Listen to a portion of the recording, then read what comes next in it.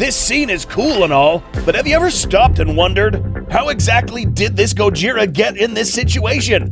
Why were they killing each other? How many Kongs did it take to bring this guy down? What happened to the rest of its body? In this video, we will take in all the clues found in the film and novelization to reveal the mystery behind the death of this unlucky Godzilla. If you like this content, please give us a like and subscribe to be the first to watch our next videos. Coming up, revealing the death of the Mega Godzilla specimen. Number 1. Kongs vs. Godzillas. You probably guessed it by now. We are going to quickly cover the most intense war on Earth's history. This fella was really just another casualty that occurred in this war, meaning that this was not the only Titan to fall to the hands of Kongs. Note that this particular species was also dealing with the skull crawlers, meaning that these were a battle-hardened species whose way of life was war.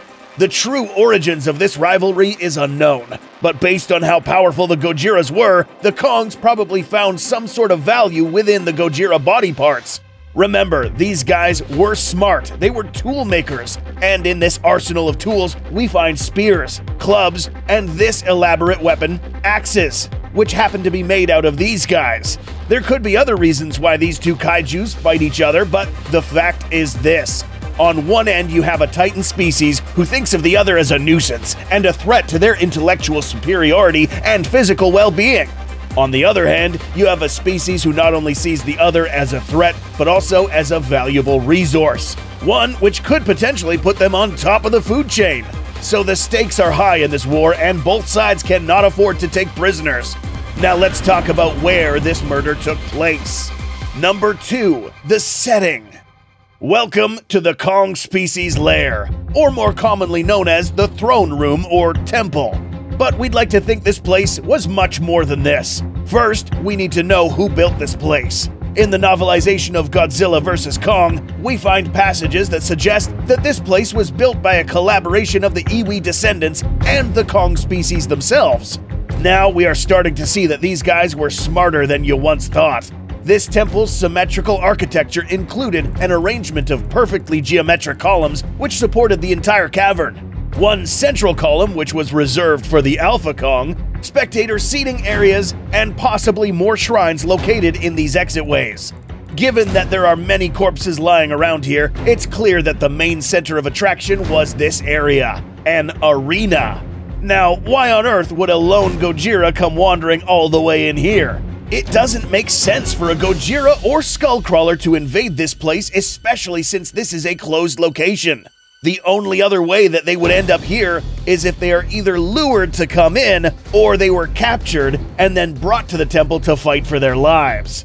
Remember that there were many of these Kongs around. It's possible that a few of these would have found a lone Mega Godzilla somewhere in the Hollow Earth, subjugated it, and then brought it into the temple, where there were some guys ready to give this guy a not-so-warm welcome. Now let's talk about the weapons needed to take this guy down. Number 3. The weapon. This particular battle axe used to kill the Mega Godzilla was made from Godzilla body parts. If it isn't obvious already, this axe blade comes from one of the largest dorsals of an already deceased Godzilla. The entire height of this weapon was approximately 207.4 feet. That's almost double the size of Kong back in 1973. The top swing speed of this weapon in the right hands would have been 62 miles per hour, or 91 feet per second. This is enough force to hack off Titan limbs, or in this case, penetrate another Titan's skull. So yes, this thing was quite the killing tool. It is no wonder that the Kongs found great value in the body parts of the Godzilla species. They allowed the Kongs to build these formidable weapons. But this doesn't end here. It's possible that these weapons were exclusively purpose-built for fighting the Godzilla species, meaning that the Kongs really wouldn't use these to fight other Titans. We'll discuss how later. There were a lot of these weapons lying around, which makes it clear that in order to build this arsenal of powerful weapons, the Kongs would have had to bring down multiple Godzillas. In GVK, we saw that a single Kong was basically no match for a single adult Godzilla specimen. Which brings us to the next topic.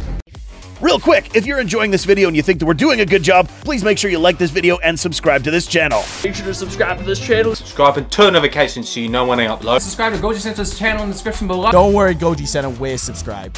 If they subscribed, so should you.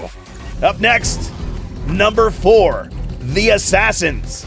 In 2014, we saw that a slightly underdeveloped Godzilla can take on more than one opponent simultaneously. In GVK, we saw a Godzilla ragdoll a single Kong specimen. So how many Kongs does it take to bring down a single Godzilla? Furthermore, how many does it take to take down one of these mega species? If you're lost, take a quick moment to pause this video and go watch our Godzilla Genus Explained mini documentary, where we explain a few theories on how big these guys could get. A Mega Gojira of this size would have required more than one Kong. Its skull alone would be able to clamp down on a single Kong and divorce its head from its body. Something as large as this, however, would have provided the Kongs with much needed resources to help them build their arsenal of weaponry. More specifically, they would have provided the Kongs with these extra long axe handles, because these bones are too big to be sourced from a regular-sized Godzilla. So, based on what we know, it's safe to assume that a group of Kongs ganged up on this Gojira to bring it down. But we want to know more. How exactly did this guy get killed? Number 5, The Execution. This scene shows us exactly where a wound was inflicted, the posterior part of the cranium. This location is close to where the brainstem would have been. A traumatic intrusion to this part of the nervous system would immediately shut down all bodily functions in this Gojira specimen, causing paralysis and death at the same time. In other words, this was a very well-placed blow. No blow in any other location would have killed this Gojira this fast. But how did a Kong manage to reach the head of this extra tall Gojira? Remember that based on the size of this skull, this guy was probably much, much larger than the Godzilla we know today. Kong specimens can stand up to 335 feet in height, and this guy was probably way taller than that. We're going to discuss 2 ways the Kongs managed to reach up there. 1. As discussed earlier, taking down this Gojira would have taken a group of Kongs. Based on the angle of how this axe is lodged inside this Goji's skull, we can guess that there were a couple of Kongs distracting the Mega Gojira, while a third Kong climbed on the central pillar and jumped from a higher position, striking Gojira from the side, bringing down the colossal titan in an instant. 2. This method might even change the whole reason why this Gojira died. Keep in mind that we are in a temple. A temple is defined as a place of worship, veneration, respect, and in some cases, a place where victims are killed in honor of other deities. What does this have to do with anything? Given that this Gojira was most likely captured by many Kongs, these individuals would have probably held down this Gojira, waiting for the Alpha Kong to raise its axe, or in this case, a ceremonial weapon, and execute this Gojira, landing a blow on top of its head. That's right, if this Gojira was subdued in this manner, this method of execution was not for sport or for entertainment. This, ladies and gentlemen, was a sacrifice. Knowing this, it's possible that the rest of these creatures that were brought in here were captured to suffer the same fate. As outlandish as this may sound, there could be some truth to this concept. It's stated in the novelization of GVK that the Kongs and the Iwis were one tribe, a society that coexisted and communicated with each other.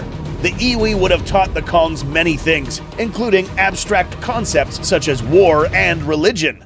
There is one important last thing left to discuss. Why couldn't this Gojira defend itself? Number 6, The Aftermath. Apart from the fact that this guy was being held by many Kongs, there's a chance that this particular specimen of Mega Gojiras were not capable of expelling an atomic ray like its cousins, the Godzillas.